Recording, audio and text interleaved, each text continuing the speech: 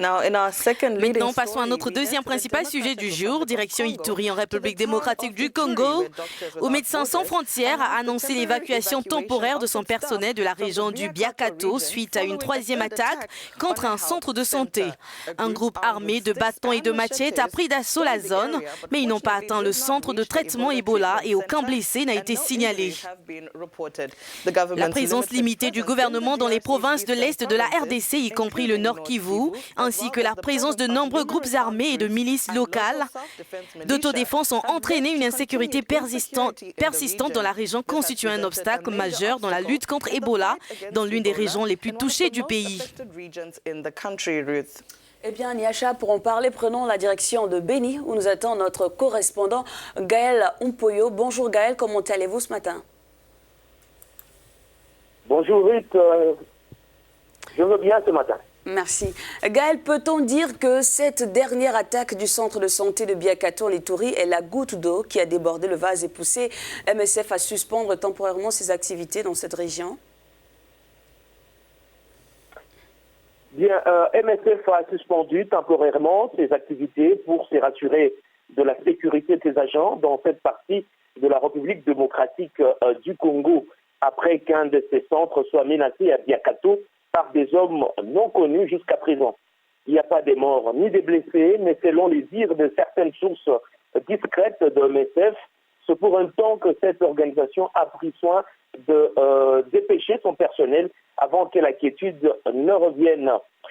Toutefois, notez que le 4 décembre 2019, Médecins sans frontières a pris la difficile décision d'évacuer temporairement son personnel de la région de Biakato dans la province de l'Ituri, après de nombreux mois à travailler avec les communautés pour répondre aux besoins de santé dans la région. MSF est donc attristé de cette décision.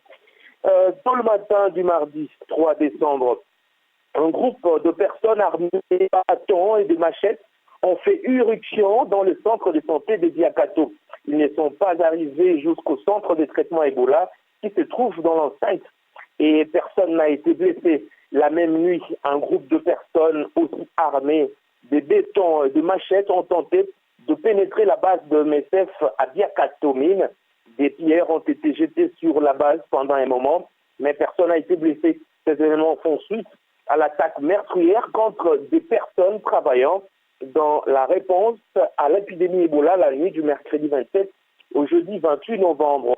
Suite à cette attaque, Médecins sans frontières est resté dans la région pour offrir, en collaboration avec le ministère de la Santé, des soins médicaux dans des centres de santé ainsi que dans les centres de traitement Ebola à Biakato Mine. Ce fut des jours difficiles pour tout le monde, étant donné que la majorité des personnes travaillant dans la réponse à l'épidémie d'Ebola et autres organisations humanitaires avaient évacué la région et que l'offre de soins disponibles s'est retrouvée extrêmement limitée pour la population. MSF a pris donc la décision d'évacuer temporairement son personnel.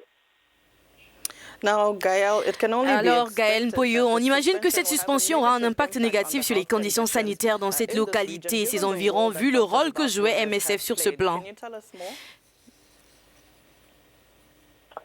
Bon, j'en suis sûr, ça doit avoir un impact négatif au vu du rôle majeur que jouait MSF dans cette partie de la République démocratique du Congo, qui connaît d'ailleurs des troubles de tout genre. Pour Bérangère Gay, coordonnatrice d'urgence de MSF à Béni, ils sont dans un moment crucial de l'épidémie.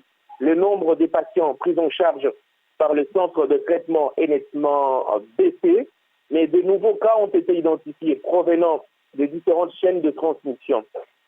Toutefois, dit-il, il devait continuer à travailler avec la communauté afin d'instaurer la confiance et de s'assurer que toute personne présentant des symptômes d'Ebola soit correctement mise en isolement et dépistée.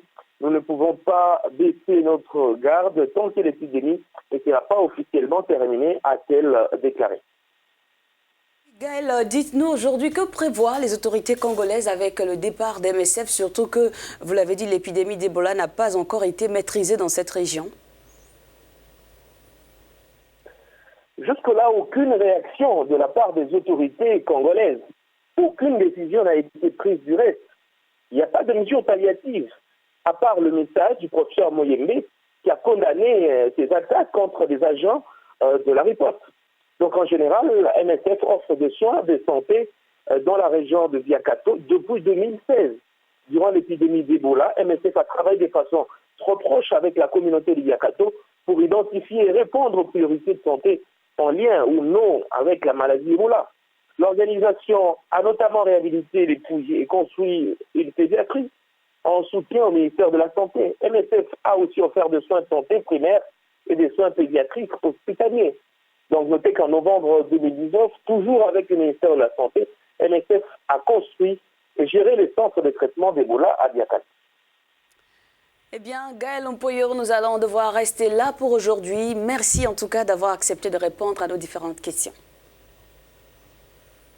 Merci Ruth, à vous et très bon travail. Merci à vous et très belle journée en RDC. C'était Gaël Ompoyor, notre correspondant à Béni en RDC. Le site comme avec Nia Jackie. Absolument, Ruth. Merci à toi, notre correspondant. Vous regardez le Morning Call sur Africa News. Vous pouvez retrouver ces informations et bien plus encore sur notre site web africanews.com. C'est en français et en anglais. À suivre dans ce programme. Les caféculteurs kenyans sont dos au mur à cause des cours de la fève qui continuent de plonger et du changement climatique. Les prix mondiaux du café ont chuté à leur plus bas niveau depuis 2005, soit 86% la livre cette année, bien au-deçà des coûts de production dans la plupart des pays du monde. Toujours en économie, le groupe français GFI a acquis la start-up camerounaise Bridgeo pour un montant non révélé. Le rachat de Bridgeo par GFI confirme la volonté de ce groupe IT de se développer sur le marché africain avec des filiales régionales au Maroc, en Tunisie et au Sénégal, entre autres. Il sera également question d'économie et finances dans la chronique business que nous présentera Amélia Marta Nakitimbo. Mais ça sera juste après la pause.